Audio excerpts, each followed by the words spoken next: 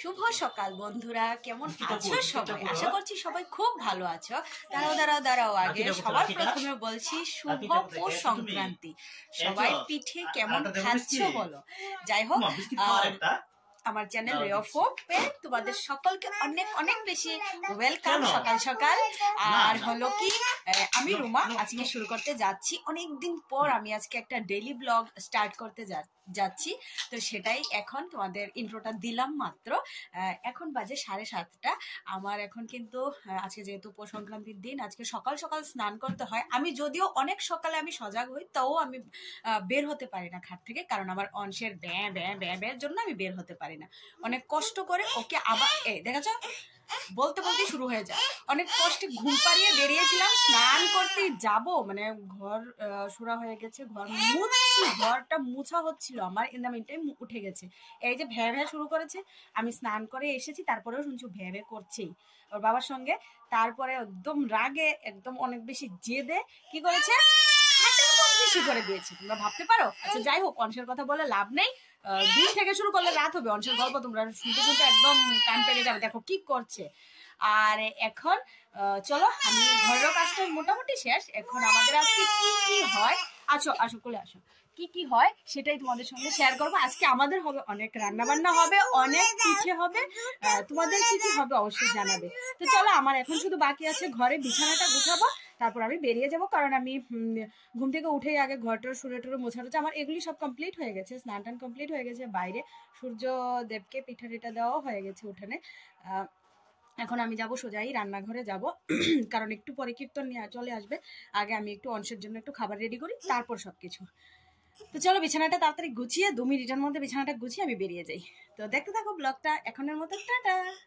এই দেখো, আমি ঘর থেকে এখন দেখাচ্ছি সূর্যদেবের পিঠাটা। আর এখন এখানে দেখো, অংশকে ওই যে বিছানা গুছাতে গুছাতে অংশের হাতে দিয়েছিলাম একটা বিস্কিট। বললাম যে বাবা তুমি বিস্কিটটা খাও, তারপর আমি ঘর থেকে বেরিয়ে যাব এখন। তো চলো যাওয়া যাক, অংশ বেরিয়ে যাচ্ছে, আমি এবার রান্নাঘরে যাই। এই যে দেখো, রান্নাঘরে চলে এসেছি। আজকে দেখো আমাদের এই হলো আয়োজন। আজকে এগুলি রান্নাবান্না করতে হবে। আরও হবে শাক হবে। শাকটা এখনও কাটা হয়নি।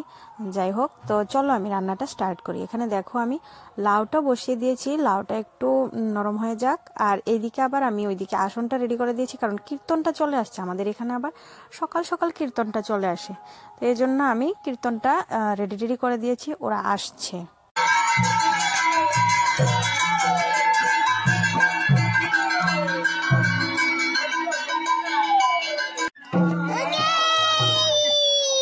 তো আমি এখন টুকটুক করে আমার রান্নাটা সারছিলাম। আর এদিকে দেখো, এখানে ডালটা বসিয়ে দিয়েছি, কারণ এটা শুক্তোর ডাল এটা।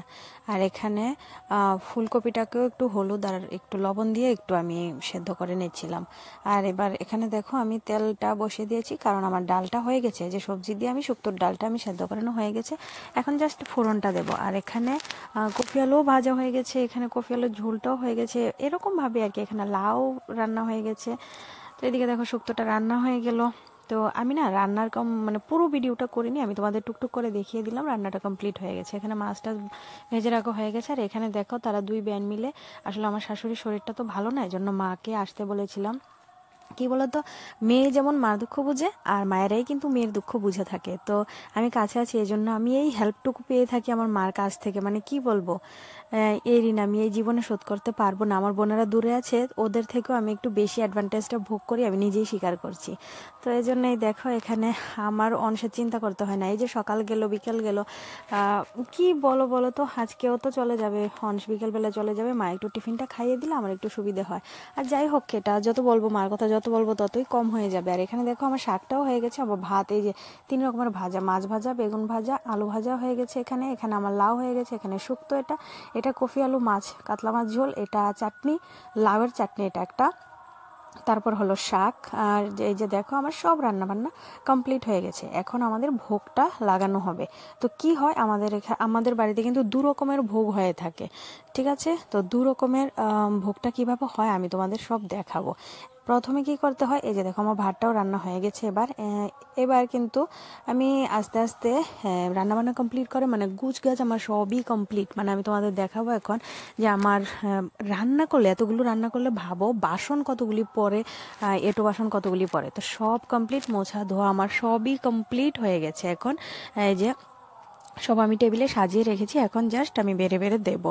তো দেখো এখানে ছোট একটা বাটিতে অল্প একটু ভাত নিয়ে নিয়েছি, কারণ এই ভাতটার মধ্যে না যা যা রান্না হয়েছে সবগুলি সবজি দেবো এটার মধ্যে দিয়ে, তারপরে ভালো করে মাখতে হবে এটাকে। মেখে দেখো এই যে লাউ নিলাম, শুক্তো নিলাম, মাছ তরকারি নিলাম, তারপর চাটনি নিলাম, ভাজা নিলাম, তো সব দিয়ে মেখে তারপরে দুইটা পাতার মধ্যে, যে কোনো পাতার মধ্যে এরকমভাবে দুইটা দলা এরকম দিতে হয়। একটা উনুনের উপর দিতে হয় আর একটা দরজার সঙ্গে এরকমভাবে দিতে হয়। এগুলি নাকি লক্ষ্মী মাকে দেওয়া হয়।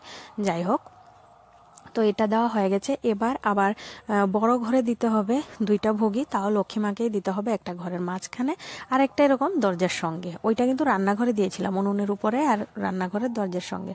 আর এটা এই দুই থাল আমি সুন্দর করে বেড়ে নিয়েছি বড় ঘরের জন্য, দেখেছো সব দিয়ে এটা ভালো করে বেড়ে নিয়েছি। আর এখানে দেখো এই কাজটা করতে করতে আমার অংশ কিন্তু ঘুম থেকে উঠে গেছে। ঘুম থেকে উঠেই আমার কাছে গিয়ে একটু আদর খাচ্ছিল এবং আমাকে আদর করছিল। আজকে সারাদিন তো মাকে পাইনি, এই জন্য অংশের একটু ভাব হয়েছে মার সঙ্গে। এবার মা ছাড়া আর কিচ্ছুই বোঝে না। ওই যে দেখো পিঠে আর পায়েস দিয়ে এখানে আবার তুলসী তলায় একটা পূজা হয় আর কি। তো আমাদের আসলে পৌষ সংক্রান্তির দিন অনেকবার পূজা হয়, অনেকবার, সারাদিনই বলতে পারো।